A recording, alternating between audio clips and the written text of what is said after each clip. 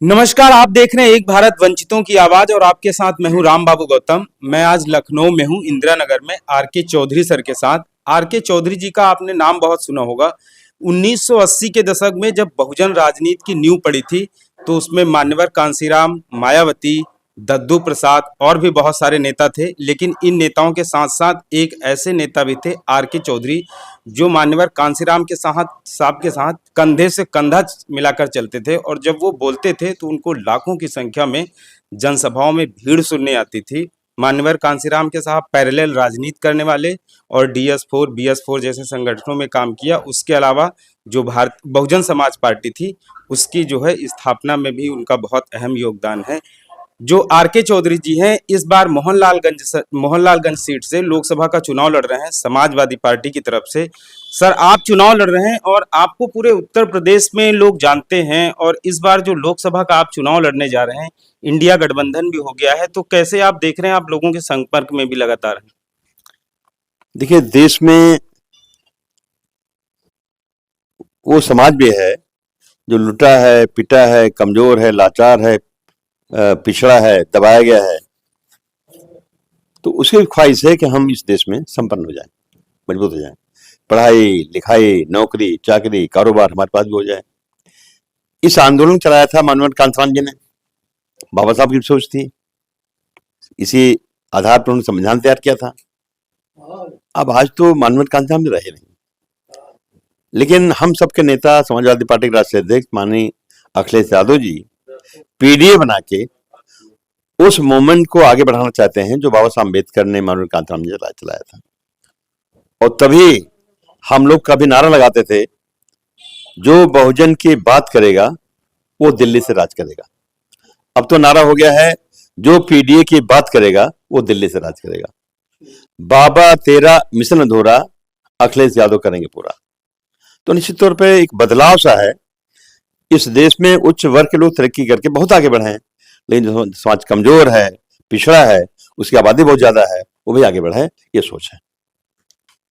1990 में उत्तर प्रदेश में प्रचंड राम लहर चल रही थी। 92 में बाबरी विध्वंस हुआ था, तब उस समय भाजपा की सरकार थी। हालांकि कल्याण सिंह को इस्तीफा देना पड़ा था, लेकिन उस समय राम लहर में बीजेपी को लग रहा था कि वो यूपी में फिर से सत्ता में आएगी, वापसी करेगी।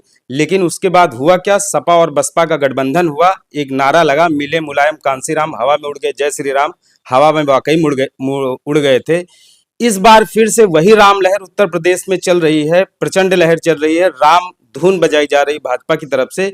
लेकिन अखिलेश जी ने जो पीडीए बनाया है, पिछड़ा दलित अल्पसंख्यक, उसकी भी बहुत प्रचंड लहर है ग्राउंड जीरो पर। तो पीडीओ को लेकर के सर आप लोग काम कर रहे हैं। आपको क्या लग रहा है, जैसे 92 में राम लहर ध्वस्त हुई थी, उसी तरीके से इस बार जो पीडीए है ग्राउंड जीरो पर काम करके ये जो भाजपा रामधुन बजा रही है, इसका भी जो है वो रामधुन भी हवा मोड़ेगी? ये साफ बात है कि देश का, प्रदेश का जो समाज है वो आस्था तो रखता है। कोई हिंदू है, कोई मुसलमान है, कोई सिख है, कोई ईसाई है, लेकिन ये नहीं चाहता कि इस काम में सरकार हाथ डाले। सरकार बताए हमें कहाँ किस धर्म को मानना, किस धर्म को नहीं मानना है, ये तय करेगी सरकार। क्योंकि संविधान कहता है कि लोग फ्री होके अपना अपना धर्म मनाएं। तो ये काम सरकार का नहीं है। भूखमरी है, बेरोजगारी है, नौजवान पढ़ लिखे परेशान है, नौकरी मांगता है, मैं उनकी मिलती नहीं, वांट निकलती है, लोग फॉर्म भरते हैं, इम्तिहान देते हैं, पेपर लीक हो जाता है, रजिस्टर हो जाता है। तो ये जो गाथा है चल रहा है, खाली राम धुन से काम नहीं चलेगा। निश्चित तौर पे कुछ ऐसा भी करना पड़ेगा जिससे समाज आगे बढ़े, लोग आगे बढ़े, लोग अपने पैरों पर खड़े हों। खाली मीडिया के जरिए प्रचार करने से कि भारत विश्वगुरु बन गया, इससे नहीं बनेगा। अगर चीन से लड़ाई लड़नी है, चंद लोग लड़ें और देश का जो बहुजन समाज है, बड़ा समाज है, उसको न लिया जाए, सब लोग देश के लिए न लड़ें, तो अकेले कोई जीत जाएगा? तो निश्चित तौर पे हमें इस देश के बनाने वाले तमाम महापुरुष हुए हैं, उसमें बाबा साहब अम्बेडकर का सामाजिक बदलाव का विशेष योगदान है। तो उनको मानना पड़ेगा और उस लाइन पे काम करके चलना पड़ेगा। तो सबको साथ लेके ही काम हो पाएगा। खाली धर्म की लड़ाई लड़के काम नहीं चलेगा। जो मोहनलालगंज सीट है वो लखनऊ से सटी हुई सीट है, उसमें ज्यादातर ग्रामीण इलाके आते हैं, सुरक्षित सीट है मोहनलालगंज। आर के चौधरी सर वहां से इस बार यहाँ से समाजवादी पार्टी के प्रत्याशी हैं। आर के चौधरी सर सपा और बसपा की सरकारों में कई बार मंत्री रहे, बहुजन समाज के लिए काफी काम किया है और 4 बार वो विधानसभा के शराब सदस्य भी रहे हैं, विधानसभा भी गए हैं।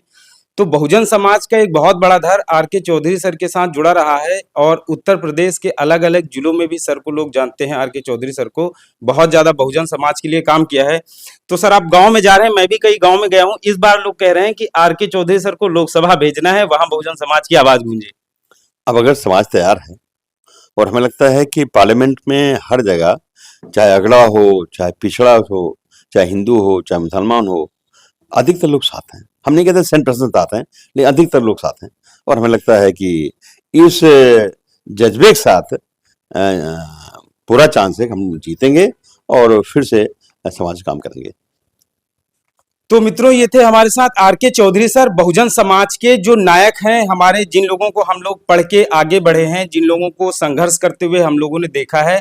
आज वो भले ही बिखराव है, लेकिन हमें उन बहुजन नायकों को, उन बहुजन नेताओं को जो अभी भी समाज के बीच में हैं, संघर्ष कर रहे हैं, शोषितों और पीड़ितों और वंचितों की आवाज को उठा रहे हैं, उनका साथ देना चाहिए, उनसे जुड़ना चाहिए और उन्हें भी लोकसभा और विधानसभाओं में अपने उन सदस्यों को, अपने उन प्रतिनिधियों को भेजना चाहिए जो बहुजन समाज की, वंचितों की, शोषितों की, पीड़ितों की आवाज उठा सकें। पीडीए ग्राउंड लेवल पर काम कर रहा है। मोहनलालगंज से आर के चौधरी जी इस बार समाजवादी पार्टी के प्रत्याशी हैं। उम्मीद है, जनता बोल रही है कि इस बार मोहनलालगंज में बदलाव होना चाहिए। एक वो बहुजन नेता है जो लोकसभा में बहुजनों की आवाज को जोर शोर से उठाए। मित्रों, आपसे गुजारिश है आप एक भारत को शेयर और सब्सक्राइब भी करते रहें, जिससे कि शोषितों, पीड़ितों, वंचितों और मजलूमों की आवाज को सत्ता के शीर्ष तक पहुंचाया जा सके। धन्यवाद।